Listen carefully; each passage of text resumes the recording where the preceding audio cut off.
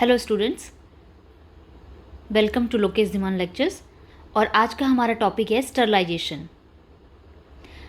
तो क्या होता है स्टरलाइजेशन? स्टरलाइजेशन सबसे पहले हम स्टार्ट करेंगे डेफिनेशन से।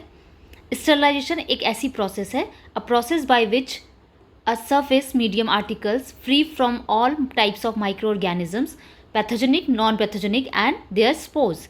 मतलब कि एक ऐसी प्रोसेस है जिससे आप किसी सरफेस को, किसी मीडियम को या फिर किसी आर्टिकल को क्या कर सकते हो, माइक्रो ऑर्गेनिज्म से फ्री कर सकते हो। चाहे वो माइक्रो ऑर्गेनिज्म पैथोजेनिक हो, नॉन पैथोजेनिक हो, मतलब डिजीज कॉज कर सकता हो, नहीं कर सकता हो, या उनके स्पोर्स हो, वो भी स्टरलाइजेशन की प्रोसेस से क्या हो जाते हैं, किल हो जाते हैं। तो डिसइंफेक्शन और स्टरलाइजेशन में सबसे मेन डिफरेंस जो है यही है। डिसइंफेक्शन जो है वो क्या करता है, इनहिबिट करता है और किल करता है। इनहिबिट का मतलब सिर्फ रोकता है और पैथोजेनिक माइक्रो ऑर्गेनिजम्स को किल करता है। लेकिन जो स्टरलाइजेशन की प्रोसेस है इसमें उसके माइक्रो ऑर्गेनिज्म के स्पोर्स भी हो जाते हैं, किल हो जाते हैं, है ना। तो ये है स्टरलाइजेशन की डेफिनेशन। नेक्स्ट है टाइप्स ऑफ स्टरलाइजेशन। किस किस तरह से आप स्टरलाइजेशन कर सकते हो? फिजिकल मेथड और केमिकल मेथड। हम दो मेथड के बारे में हम डिस्कस करेंगे। आज की वीडियो में हम सिर्फ फिजिकल मेथड के बारे में डिस्कस करेंगे। तो फिजिकल मेथड में सबसे पहला मेथड है सनलाइट, सेकंड है heat, then filtration and radiation. तो फिजिकल मेथड के हम मेन चार टाइप्स पढ़ते हैं फिजिकल मेथड के अंदर: सनलाइट, हीट, फिल्ट्रेशन और रेडिएशन। इसमें सिर्फ आपके पास जो हीट है, सबसे मेन जो है आपके पास हीट है, क्योंकि इसमें आपके पास आपको ज़्यादा टाइप्स मिलेंगे और इन्हीं को आपको अच्छे से याद रखना है, क्योंकि इनमें आपको सबसे ज़्यादा टेम्परेचर की रीडिंग देखने को मिलेगी। तो इसीलिए इसको याद रखना बहुत ज़रूरी है, जो हीट मेथड है। तो हीट मेथड में हम दो तरह के हीट से पढ़ते हैं, एक होता है ड्राई हीट और एक होता है मॉइस्ट हीट। ड्राई हीट के अंदर हम रेड हीट, फ्लेमिंग, इंसिनरेशन और हॉट एयर ओवन पढ़ेंगे। और मॉइस्ट हीट के अंदर हम टेम्परेचर पढ़ेंगे less than 100 degree centigrade, temperature at 100 degree centigrade और temperature more than 100 degree centigrade. आगे मैं इनको डिस्क्राइब करूंगी। तो सबसे पहले फिजिकल मेथड के हमने देखा था सनलाइट। तो सनलाइट मतलब धूप की किरणों के द्वारा, है ना। तो धूप की किरणों में क्या होती है, यूवी रेज होती हैं, यानी अल्ट्रा वायलेट रेज होती हैं। और इसका एग्जाम्पल है लिनेंस इन हॉस्पिटल्स और हाउस होल्ड्स। मतलब आपने देखा होगा जब हम क्या करते हैं, सर्दियों के टाइम पे धूप में कपड़े सुखाते हैं, ठीक है, सर्दियों के कपड़े सुखाते हैं, तो जैसे उनसे हम क्या करते हैं, एक तरह का वो स्टरलाइजेशन का तरीका ही है कि फिजिकल मेथड के द्वारा आपने क्या किया, सनलाइट यानी यूवी रेज ने क्या किया, उसमें प्रेजेंट माइक्रो ऑर्गेनिजम्स को किल कर दिया। तो ये मेथड हॉस्पिटल्स में भी यूज़ किया जाता है और घरों में भी यूज़ किया जाता है। सेकेंड है हीट। फिजिकल मेथड के अंदर सेकेंड मेथड है हमारा हीट, जिसमें मैंने आपको बताया था कि ड्राई हीट और मॉइस्ट हीट, दो तरह के हीट्स हम प्रेजेंट होती हैं। तो ड्राई हीट के अंदर क्या क्या आता है? ड्राई हीट के अंदर सबसे पहला आता है रेड हीट।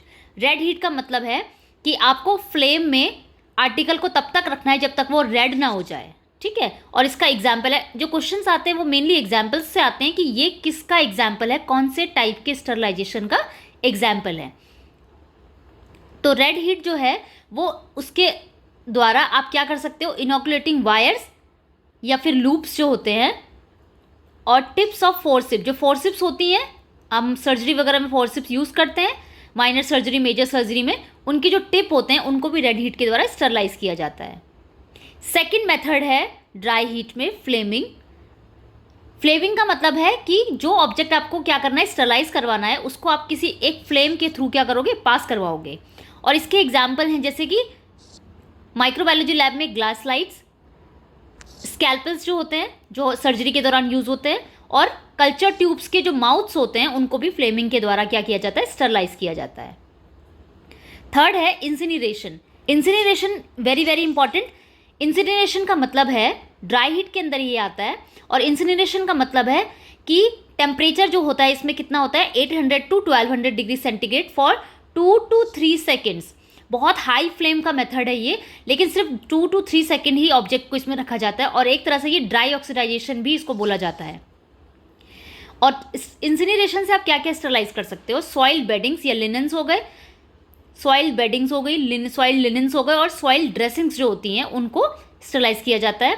पैथोलॉजिकल मटेरियल्स को किया जाता है, जो कि पैथोजेंस जिनमें प्रेजेंट होते हैं, और जो येलो कैटेगरी का वेस्ट होता है हमारा ह्यूमन और एनाटॉमिकल जो वेस्ट होता है, एनिमल वेस्ट होता है, वो भी इंसिनरेशन से ही क्या किया जाता है, स्टरलाइज किया जाता है और उसके बाद वो डिस्पोज किया जाता है। और फोर्थ आता है ड्राई हीट में hot air oven.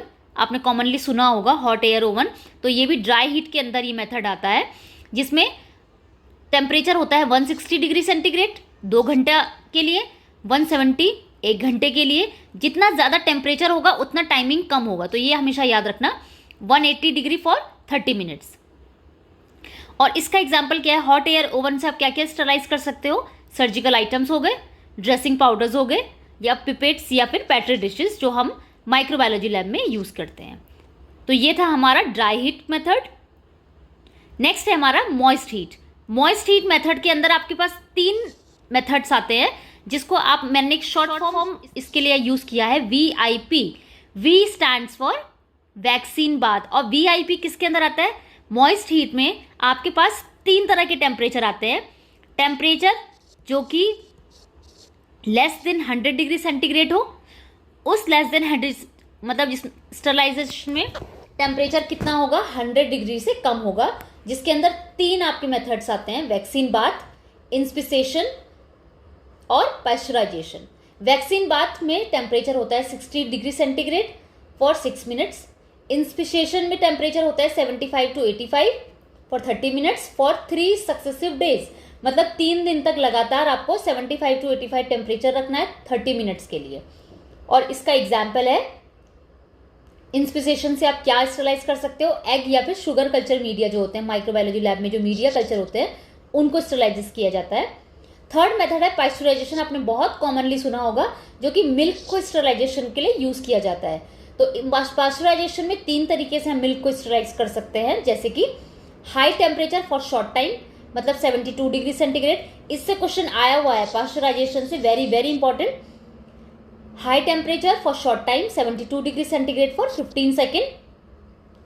Then low temperature for long duration, मतलब 63, अगर टेम्परेचर कम है तो टाइम बढ़ जाएगा, ठीक है, तो 63 फॉर 30 मिनट्स। और अल्ट्रा हीट टेम्परेचर मतलब 140 डिग्री सेंटीग्रेड पर ओनली फॉर 4 सेकेंड, ठीक है। तो ये है हमारा पाश्चराइजेशन, जिससे हम क्या करते हैं, मिल्क पाश्चराइज करते हैं या मिल्क को स्टरलाइज किया जाता है। और तो ये था हमारा फर्स्ट मॉइस्ट हीट में, जिसमें temperature less than 100 degree centigrade होता है, जिसमें 3 आपके मेथड हैं, वैक्सीन बाथ, इंस्पिसेशन और पाश्चराइजेशन।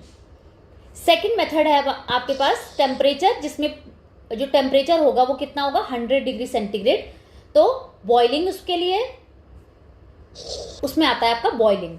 बॉइलिंग का मतलब है किसी भी चीज़ को क्या करना, बॉइल करना, उबालना, मतलब जो आप घरों में भी यूज़ करते हो, ठीक है। तो घर में भी अगर हमें किसी चीज़ को हमें स्टरलाइज करना हो, कोई माइक्रो ऑर्गेनिज्म को किल करना हो, तो हम क्या करते हैं, बॉइल करते हैं। तो बॉइलिंग मेथड आपके हॉस्पिटल्स में भी यूज़ होता है 14, और जिसका टाइमिंग होता है 15 to 30 मिनट्स।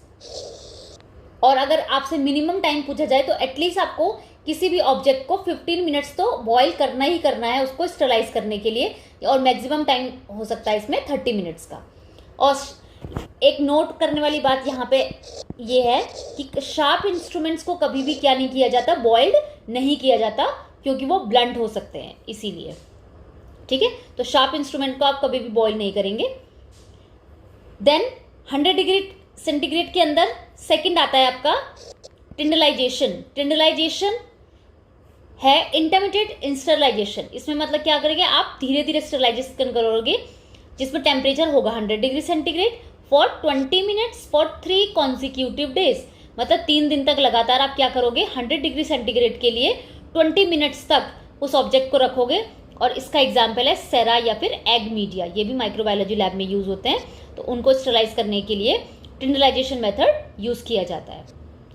टिंडलाइजेशन और इंस्पिसेशन दो एक कॉमन तरीके हैं, बस आपको याद रखना है कि इंस्पिसेशन था उसमें टेम्परेचर लेस देन 100 डिग्री था, जबकि टिंडलाइजेशन में जो टेम्परेचर है वो 100 डिग्री सेंटीग्रेड होगा।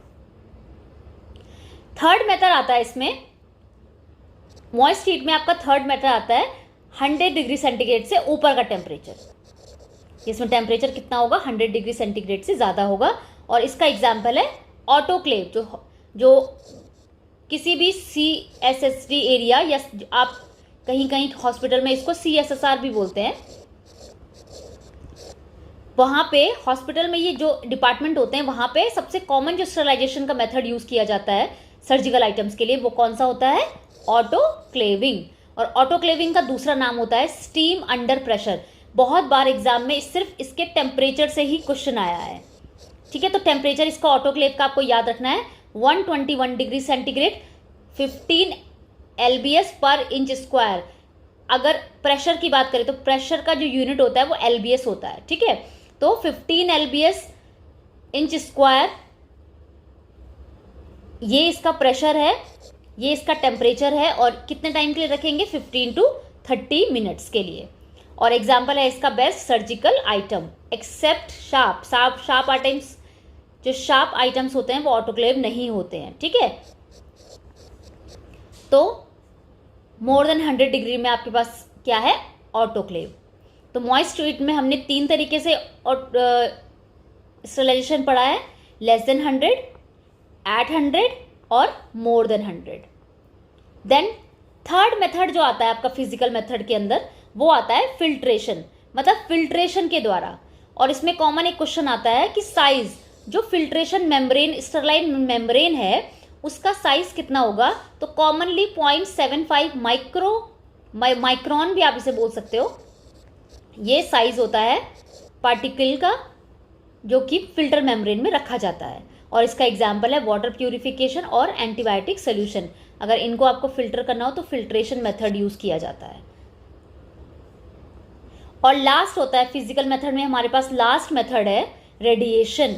रेडिएशन 2 तरीके से होता है, एक होता है आयोनाइजिंग रेडिएशन और दूसरा होता है नॉन आयोनाइजिंग। मतलब जो आयोनाइजिंग रेडिएशंस होंगी और नॉन आयोनाइजिंग होंगी। आयोनाइजिंग रेडिएशंस कौन सी होती है? Gamma radiation. कौन सी होती है? Gamma radiation. गामा रेडिएशन से आप क्या क्या स्टरलाइज कर सकते हो?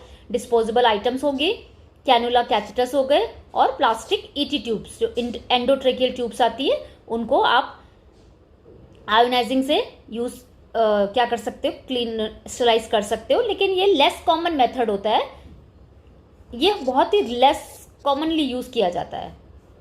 और नॉन आयोनाइजिंग रेज में आती है हमारी UV रेज और इंफ्रारेड रेज, ठीक है।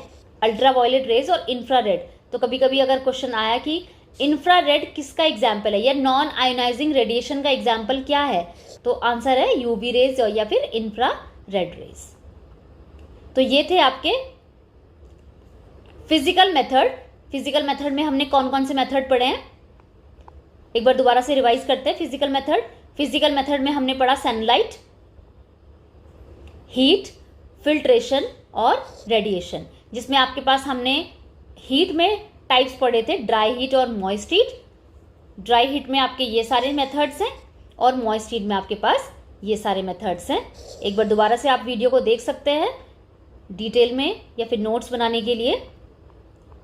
तो आज के टॉपिक में हमने स्टरलाइजेशन का सिर्फ फिजिकल मेथड पढ़ा है। Thank you for watching and keep studying. Thank you.